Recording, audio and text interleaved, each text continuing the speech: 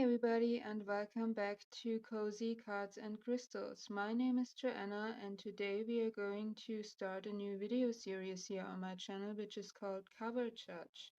So, this video series is all under the umbrella or under the phrase of don't judge a book by its cover. And I want to apply that phrase to different topics and different things that are around here on TarotTube that aren't really well loved, and there are reasons for that. But sometimes maybe we are too quick to judge. And today, for the first video, the first topic will be tag boxes. We all know tag boxes, and most of us here on TarotTube aren't really a huge fan of them, and there are reasons for that.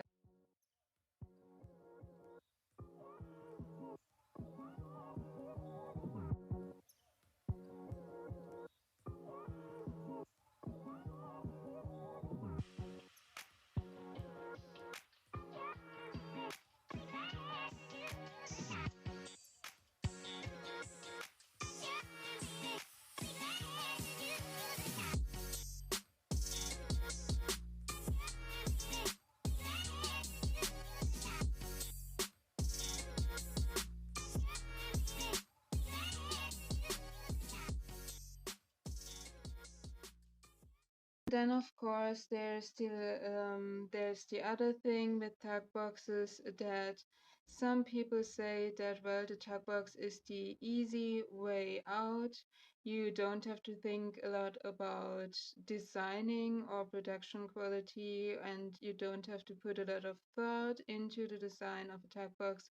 It's basically a lazy packaging for a deck. So those are the four reasons that exist and that are pretty much true, at least to some extent. But there are some exceptions to those problems. And that is where the main theme of this video series comes in. Don't judge a book by its cover. And the first thing is that there are different solutions for the problems that I talked about. For example, there are design differences and difference in the layout of a tag box that will help you to solve those problems of getting cards out or in the card in the box actually. And sometimes we may be overlooking them or don't give them enough credit when the creator of this deck actually thought about those things and put some thought and time and effort into creating the tag box as pretty and as usable as possible.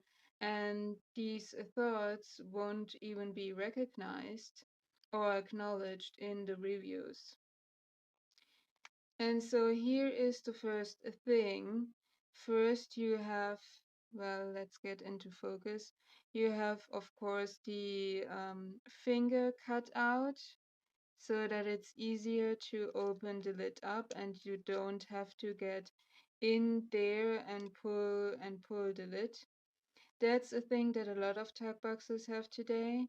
But then the second thing is this line right here or this fold right here, which actually helps you to put not only the lid up like this, but put it completely down so that you can reach the cards easily. And so you can just pull the cards out without even having to tilt the box upside down, because you can get a grip of the cards. With this example, these cards are a little bit shorter than they were in the original version, so the box is now too big for them because I have trimmed them. But even with that shorter cards, I can easily get the complete stack of cards out of there without having to tilt the box and letting the cards basically slide out. And that's a really cool thing that I wish more creators would consider doing.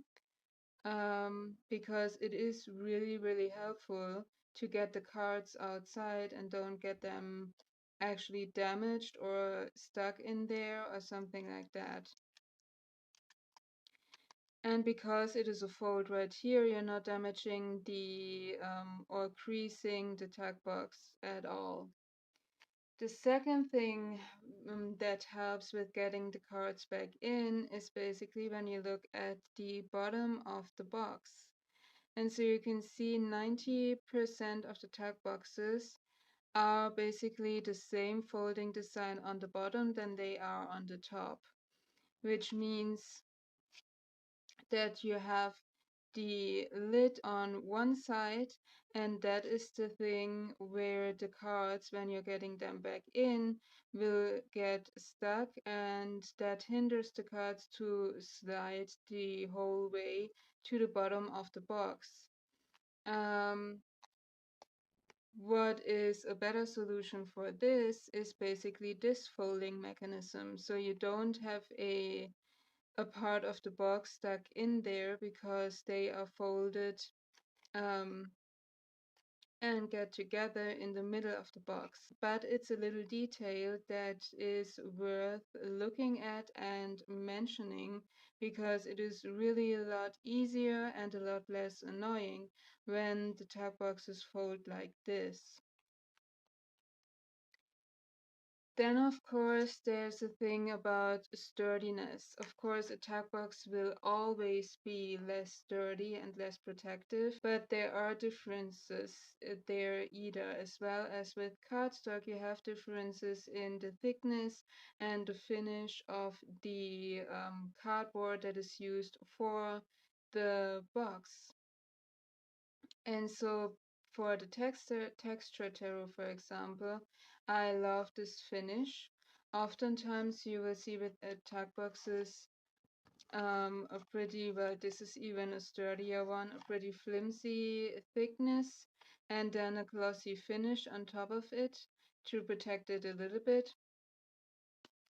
With this one you have a matte silky finish with, and you have a pretty, you also have that fold on the back right here and the thumb cutout right here, and you have a pretty thick cardboard, and it's also laminated or covered on the inside as well. So you're not only having the protection layer on the outside, but also on the inside, which makes it even sturdier. And as you can see, because of these protection layers, the finish and the thickness of this box, look how pristine this tag box still looks. And I have to say, I have this deck since, oh my gosh, 7 years right now, and I've used it pretty regularly, and there is no signs of usage whatsoever. As for example, like with this one, which is your standard tag box, you can already see the usage here in the corners where it often starts, and right there. So it really also with tag boxes matters what cardboard you're using and what finish you're using. So there are quality differences. And I just want to get you aware of that and don't get too fast on judging a tag box or not even looking at it, because there are differences and they are worth mentioning, because those are also factors that play into the time and energy and thoughts that are putting into the production of a deck, and could also basically influence or be having an effect on the cost of a deck, not just because of the time that is put in there to design this, but also, for example, with the fold on this one, or with tag box being folded on the bottom like this, maybe not all printers or deck publishing companies having that in their standard repertoire or um, in their standard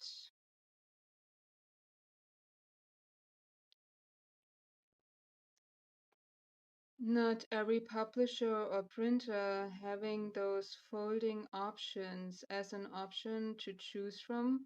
So their standard textbooks may be one specific thing and that's all they do. So maybe you have to, in order to get these foldings like this, which are more practical, maybe you have to change the printer company or the production company to a smaller business that has these options in stock for you. And of course, oftentimes with smaller or lesser known businesses or printers, they will have a higher cost or are more expensive than the well-known huge printer companies. Or you have to pay extra for not pulling or choosing one of their standard options for a tag box. So all of that, I think, needs a little bit more recognition um, for the tag boxes. And then the last thing that I want to talk about is the design of a tag box. Because as I also mentioned, a lot of times tag boxes tend to get that stamp or that label on them. Well, it's a tag box. They're not even worth looking at because they don't look really fancy.